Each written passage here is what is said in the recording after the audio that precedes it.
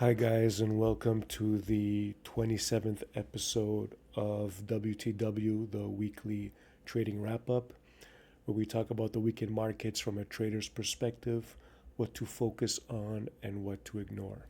So let's begin. As usual, we begin with the S&P 500, the market as I like to call it, uh, for the week of the 19th of May. This arrow denotes Monday. Oh, should be moved here. Monday, Tuesday, Wednesday, Thursday, and Friday. As you can see, it was a down week, profit taking. Okay. Last week we finished at highs, going all the way up, and this week is almost like a mirror image going all the way down. It's just profit taking. As usual, we will begin by talking about the technical picture of the market and where we are at right now. So the technical picture right now is bullish. Okay, let's review. Here's a Friday of last week, and let's put on some moving averages. Okay, as you can see, last week we were trading above this blue line is the 200-day moving average, which is very important. Okay, we were trading above it, and we were saying that we were getting very high nosebleed territory. Everybody was buying calls, super bullish. Okay, and yes, it is bullish, but and we had like the fear and greed index here at like almost extreme greed. Okay, we'll get to this later. But yesterday was super. Last week was super bullish, and around the middle of the week, around here, I was saying you should be buying some downside protection if you're long or selling a lot of your longs, which I did. I sold a lot of my longs here, and I protected the rest with some puts, and I sold some call spreads.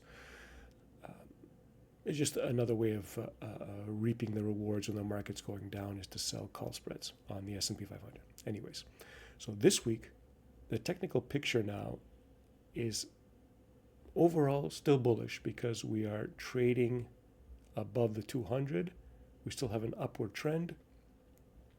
We ticked all of the boxes, all the technical boxes for a bullish uptrend. And to me, so far, this is just profit taking. Okay, so that is, and by the way, this 200-day moving average coincided with a very strong support level here, which denoted by the horizontal light bluer line at the 575 level on SPY.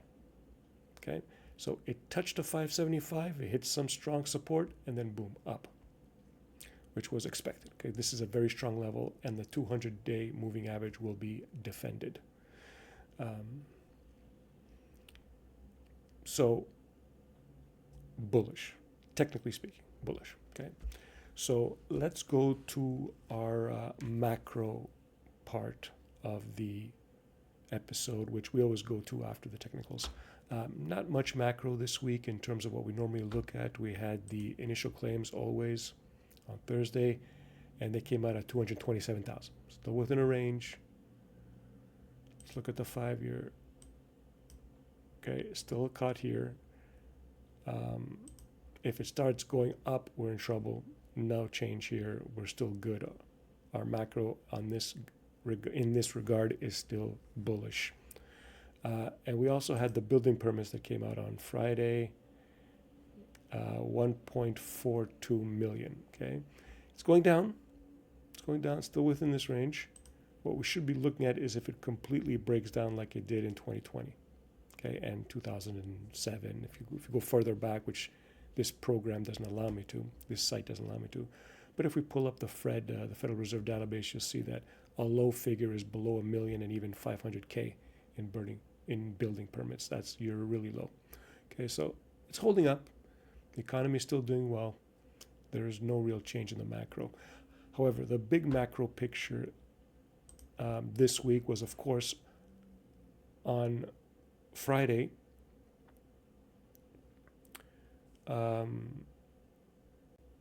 of last week, which was here, Moody's came out and talked about a huge downgrade in the U.S. debt because of our huge debt pile and relative to our income, our debt to GDP, and of course because of our huge deficits. Okay, but we're going to have huge deficits forever. Okay, so because of that, the market started going down this week, and continued to go down on Friday when Trump announced that the EU, like the tariff war is back on versus the EU. He slapped the 50% tariff on the EU starting June 1st if they don't get serious with their negotiations. And he slapped a 20% tariff on Apple because Apple is trying to circumvent his tariffs. His goal is for Americans to get jobs and to prosper and to onshore manufacturing back to the States, and he's trying to pressure Tim Cook and Apple to do so, while Tim Cook is trying to circumvent those tariffs by moving out of China and trying to build facilities in India where there aren't that many tariffs. So Trump is attacking one company specifically for trying to circumvent tariffs. That's pretty new. You don't see that every day. So you had a general profit-taking week because of that. Okay, and this macro is significant because is the tariff war back on? I don't know. The market quickly rebounded after hitting this 575 level and the 200-day moving average. So I don't know if that's a big enough deal. Okay. But the big thing that I mentioned last week and that I said can turn into something big is interest rates. If interest rates still stay high, there could be a problem, okay? And that's because, I'm not really worried about tariffs. I don't know why the market overreacted by dropping almost 20% on tariffs. It's not that big, but what is big is having interest rates stay 4.5% on the U.S. 10-year. They're staying within a high range, okay? And this has a lagging effect. We've been in this range, let's say, since September 2023, which is a long time. And the market eventually will start getting hurt. Mortgage rates start being high and stay high. That's not good for the housing sector. And it's also not good for businesses because the cost of borrowing is much higher and they can't expand and reinvest in their facilities as much. So there are less opportunities to have positive net present value projects for each company out there. So that to me could be a problem, okay? But I don't see it being a problem right away, okay? And the reason that's the case is because, we've known this. The market knows that the U.S. has to issue a lot of debt this year because its deficit is going to be huge. What about $2 trillion? Who knows, something like that. But they have to, and a lot of the debt is maturing. But we've known that for a long time. And look, the market is still barely down. It should have been down like this. The scare should have been much bigger, okay? Especially since we gapped up on here in May 9th of 2025, we gapped up right above the 200-day moving average because China and Trump came to a tariff deal or a moratorium on tariffs for 90 days, okay? So when we had bad news coming out on the bond issuance, it should have covered that gap. In fact, it might even later on. I'm fully expecting it later on to cover it. It wouldn't surprise me. But the thing is that the euphoria is still higher than the negative future expected outcome of these large bond issuances that are going to be coming from the U.S. Treasury. Okay, so I was expecting the reaction to be much bigger, okay? Because as I bought put protection here, I was expecting to reap my rewards more so than now. I covered a little bit of my downside protection when we hit the 575 because it was a huge level, expecting the bounce. But as far as I'm concerned, so far, the market is acting very bullish especially when faced with such bad news. Okay, all you keep hearing about is that there's going to be a bond market collapse, especially with a Japanese long-term 20, 30-year bond that's ripping to 3%. Everybody's going nuts. But so far, it's not affecting the U.S. market. You would think it would be much, much worse. Okay, so when it comes to rates, I think eventually it'll be a problem. I just don't think right away. Okay, that's the only issue. Especially the market. The market thinks likewise, because I don't think this reaction is big enough to induce panic.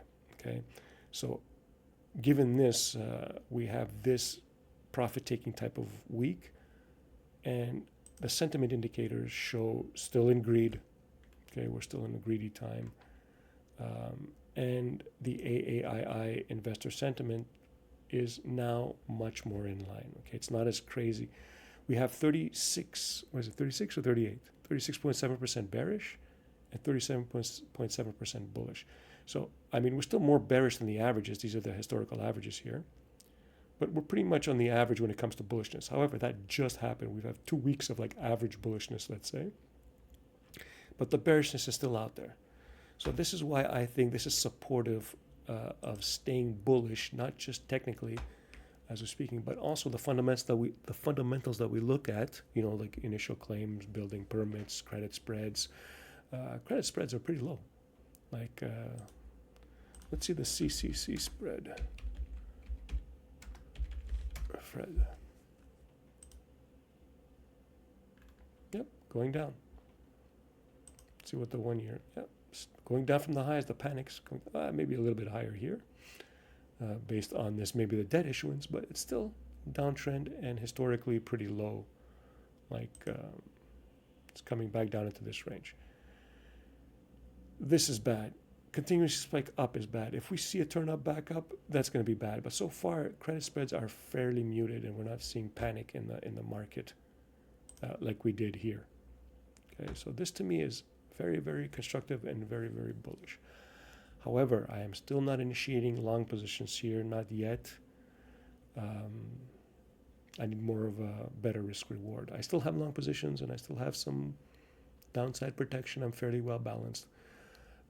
But as of right now, I'm not looking to go full in bull mode because we're still in the greed. Maybe when it gets to neutral, I'm starting to initiate some bullish positions, and this survey starts going much, much higher. It'll be much, much safer and a better risk-reward ratio to enter at this point. But we'll see. I have to see how the market behaves at that point. Okay, so that's it for the, not the U.S. 10-year yield and its counterpart, let's say, which is TLT. I haven't talked about that in a while.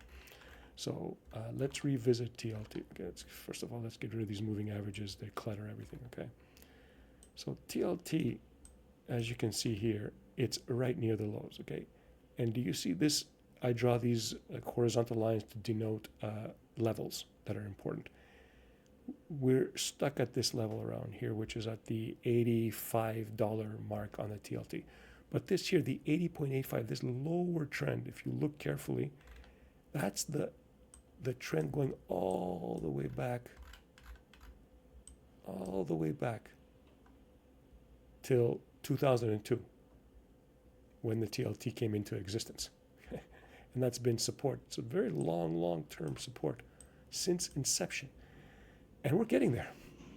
Now, why high yields are much more devastating, or higher rates are much more devastating to the economy than these tariffs will be. Okay, the potential for these high yields to really cause damage is much higher than tariffs. Tariffs can be negotiated, you can go around them, and they just have a one-time effect. And the jury is out as to whether they're inflationary or deflationary. Okay, so to me, this TLT thing is teetering on the edge of oblivion here. If it ever breaks down here, that'll be incredible. That'll be like the 10-year above 5%, which is going to be fairly devastating if it stays there for a long time. Not right away, but if it stays there for a long time. So going back to the SPY here, this is why I think the most likely scenario going forward for the next quarter would be like a sideways market. We're bullish, yeah, but we can still stay sideways for quite some time. Okay, the only bullish scenario that I see, and I mentioned it last week, is if inflation keeps falling, we still keep getting negative prints on the CPI and the PPI and the PCE inflation metrics. And if inflation keeps falling and the Fed lowers rates and we're still trading near these high levels, that's going to be rocket fuel to new highs. Okay, when the Fed is actually the last central bank to start cutting rates because everybody else is cutting. Okay, if the Fed cuts rates while we're at highs because inflation is really, really dropping and it just wants to match everything, at this point, I'm pretty sure that the US 10-year will start falling to lower levels, maybe to around the 4% level. 4.2, 4.1 will start falling, and you'll see it. It won't be, it's not going to, inflation's not going to fall dramatically and this rate stay high. It'll stay higher, relatively speaking, but it'll probably drop. And that's going to be enough to make the market go super bullish mode. Okay. Which, the market thinks that if the Fed continues to cut, it's going to not just cut once, but cut 2-3 times. Okay, so that's going to be the rocket fuel. But until that time, with rates still high, I think the most likely scenario is like a sideways market. People think it's going to. People think things have to be bullish or bearish. No, they can just go sideways for a long time, which could be good for traders, but maybe not for investors. Okay, so that's it on the interest rate part of the segment and its effect on SPY. But this also dovetails into my favorite subject, gold. Okay. Gold still at highs. Here we had a situation where gold is going up as the market is going down, yes. But as the market rebounded today, gold also went up about 2% today with the market up. So gold is trading at 33.50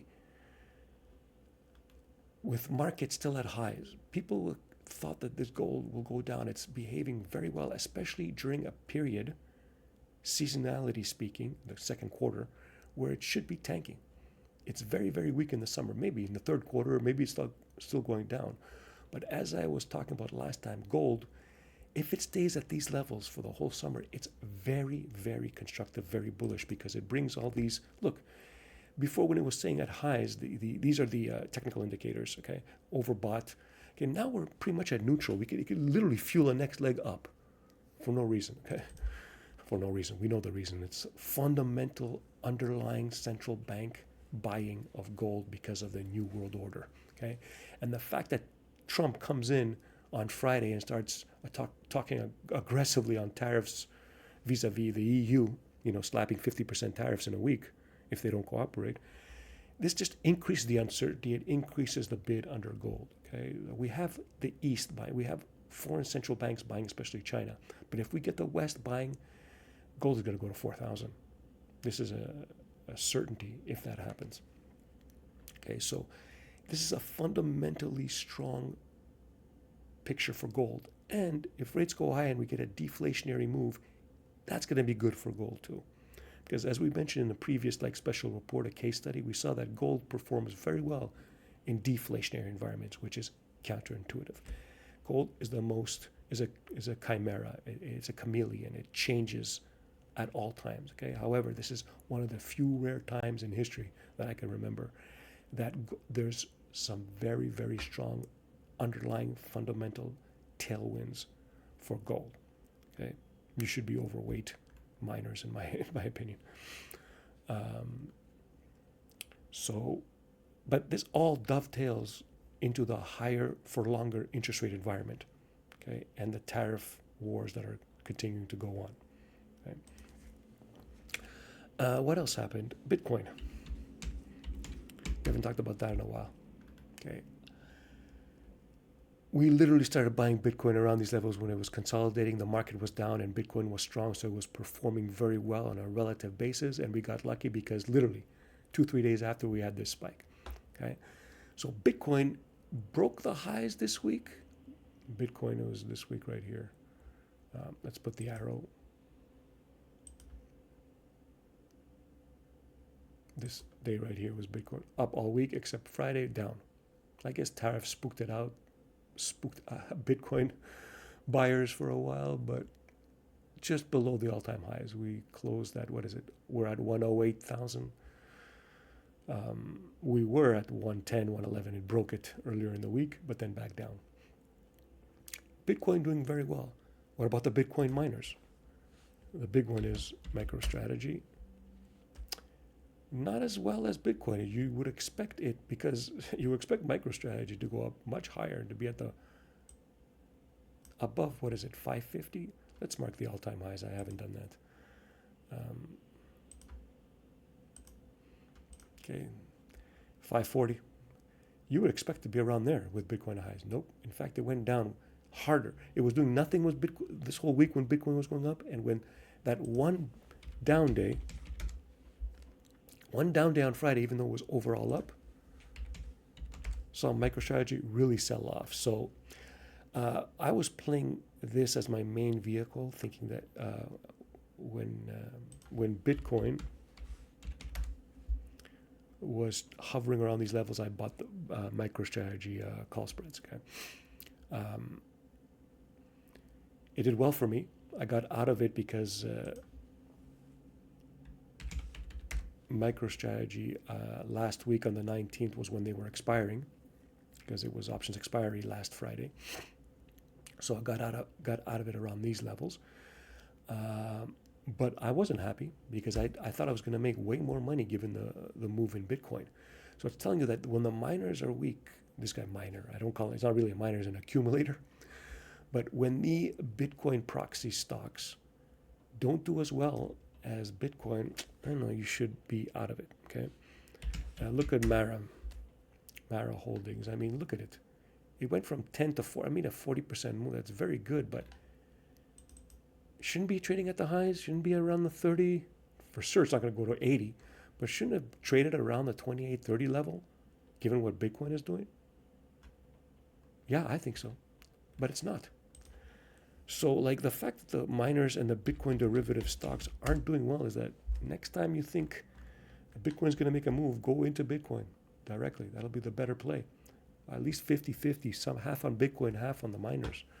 Okay, because it looks like the stocks are not underperforming. They are underperforming. They are not performing as well as the underlying, which is Bitcoin. So I'm out of 95% of my Bitcoin trading holdings. I'm just holding a little bit of Mara, but that's like, I'm in it's a long-term move. I'm holding very, very small. Probably going to sell it soon. And I'm going to look for a pullback, hopefully to this 91 level before re-entering a Bitcoin trade. So I'm basically out of my Bitcoin. Okay, it's been a good move. Let's move on to something else. Okay, what I did notice is that, and I mentioned on my Twitter, was silver.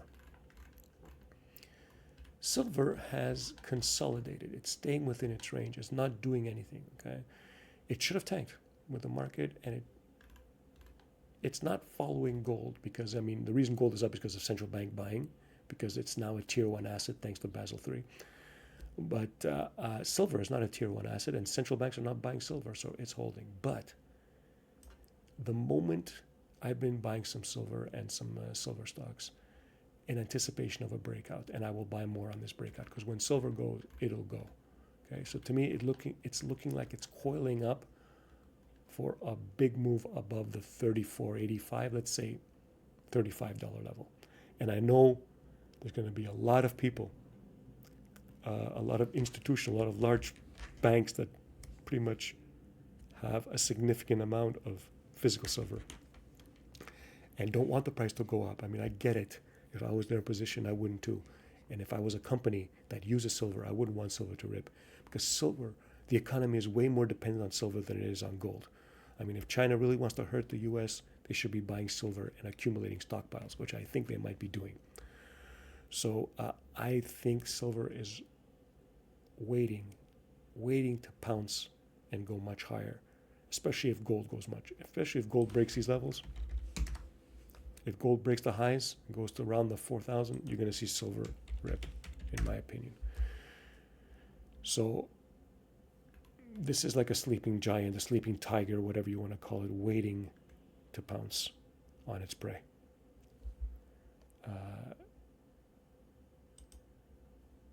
So that is the thing that we haven't talked about in a long time, but this is what I'm looking at, okay? There's some other things to mention, but just go to my Twitter and you'll see what I'm looking at now besides those things. So let's go back to the SPY and to give a recap of what's happening. This week, bullish, we're trading up. We hit the 200-day moving average, it bounced. Still a bullish configuration. I still expect it next week. I'm expecting it to go below the 200, freak people out, let them get them bearish, cover this gap, maybe hover around these levels for a while before going up and then chopping around.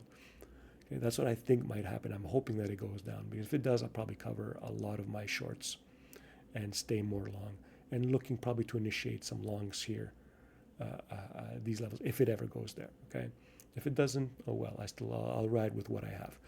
But right now the recap is bullish. We have fundamentals that are still bullish. Nothing has fallen. Building permits, initial claims still good. We have credit spreads down. We have other things that we look at, which, if you're a follower of this channel, you would know our macro outlook and what we look at, and the leading indicators that we look at, and they're all pretty much bullish. So you have technical fundamentals that are bullish, backed by the technicals that are bullish. You want to remain bullish. However, my most likely scenario is a choppy market going forward into the summer. Okay, and if we get that scenario, that bullish rocket fuel scenario where inflation really comes down and the Fed has to cut rates because the Fed is holding rates high, then that is rocket fuel for the next leg to new highs. So that is my outlook going forward, and I am looking forward to next week. Let's see what happens. Later, guys.